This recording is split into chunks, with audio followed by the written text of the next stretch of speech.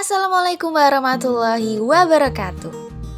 Kembali lagi di channel ini yang akan memberikan informasi menarik dan pastinya yang akan kalian tunggu-tunggu. Ya, beberapa tahun belakangan ini terdapat penemuan situs baru yaitu situs Kumitir. Penemuan ini bertempat di Dusun Bendo, Desa Kumitir, Kecamatan Jatirejo, Kabupaten Mojokerto, Jawa Timur.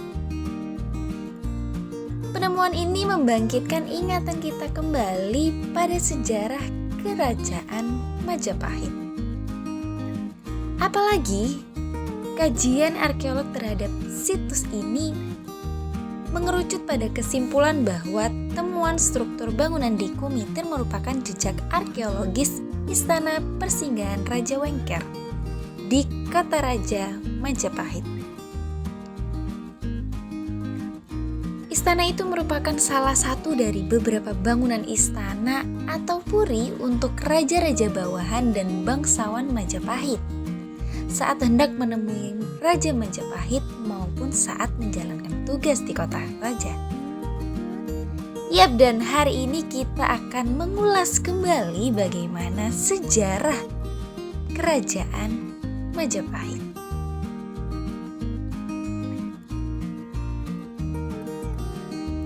Berbagai catatan sejarah mengungkapkan Kerajaan Majapahit berdiri pada akhir abad ke-13 dan memasuki puncak kejayaan pada abad ke-14. Serta diperkirakan runtuh pada abad ke-16. Ya, pemimpin pertama Kerajaan Majapahit adalah Raden Wijaya dengan gelar Kertarajasa Jayawardhana.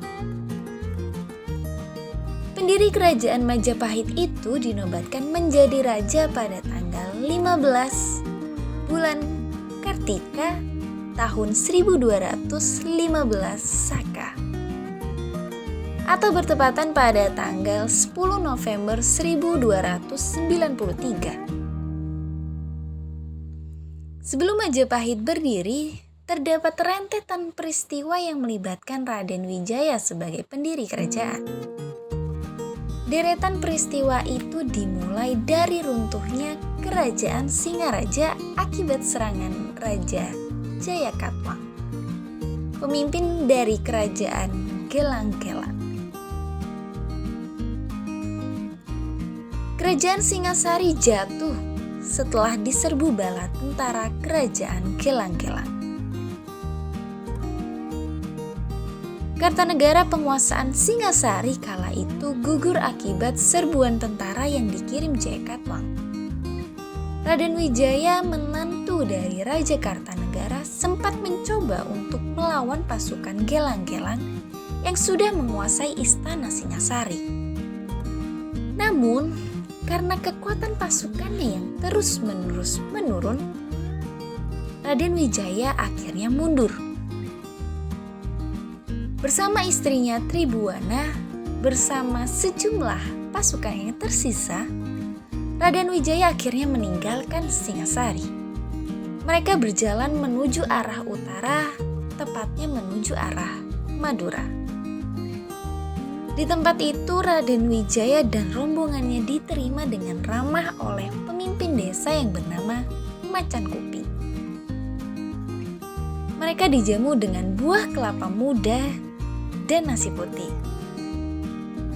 Hal ini juga dikutip dari buku berjudul Menuju Puncak Kemegahan Sejarah Kerajaan Majapahit, karya dari Profesor Dr. Slamet Muljana. Dalam perjalanan menuju Madura, Raden Wijaya singgah di Dusun Pandak. Setibanya di Madura, Raden Wijaya menemui Adipati Wiraraja. Dia diterima dengan ramah oleh penguasa wilayah Madura itu. Wiraraja menyarankan agar Raden Wijaya sukarela menyerahkan diri kepada Raja Jayakatwang. Kaitannya dengan saran itu, Wiraraja berjanji akan membantu Raden Wijaya bisa menjadi pegawai di Keraton Kediri. Selain itu, Wiraraja juga meminta agar Raden Wijaya mengajukan permohonan kepada Jayakatwang untuk membuka hutan di daerah Tarik. Setelah dia diterima untuk tinggal di Keraton Daha. Setelah mendapatkan persetujuan dari Raden Wijaya, Wiraraja kemudian mengirimkan utusan untuk menemui Jayakatwang.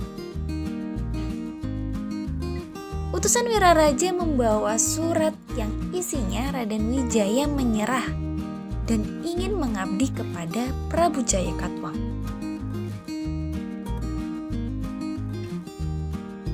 Segera datang jawaban bahwa permohonan itu diterima.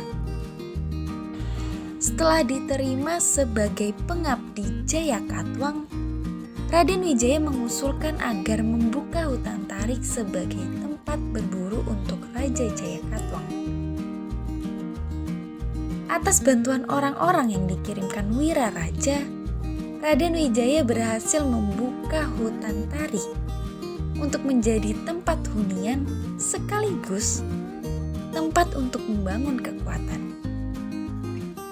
Tempat itu kemudian dinamakan Majapahit atau Wilwatikta. Asal mulanya saat para pekerja mulai membuka hutan Tarik, banyak ditemukan buah maja atau yang disebut wilwa, dan saat dimakan terasa pahit, yaitu terasa tikta. Dalam tahap persiapan untuk menyerang kerajaan yang dipimpin Jayakatwang, Wiraraja dan Wijaya mendapatkan kabar bahwa pasukan Tartar dari Mongol akan mendarat ke tanah Jawa.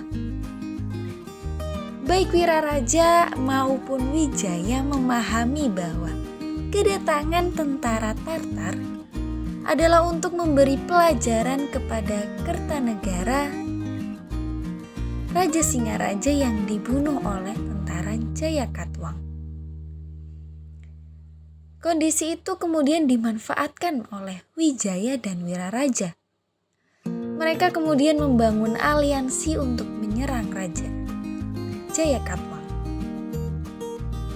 Gabungan pasukan Majapahit, Madura dan tentara Tartar itu pun berhasil menjatuhkan Jayakatwang. Kerajaan Kediri yang dipimpin Raja Gelang-Gelang Jayakatwang akhirnya runtuh.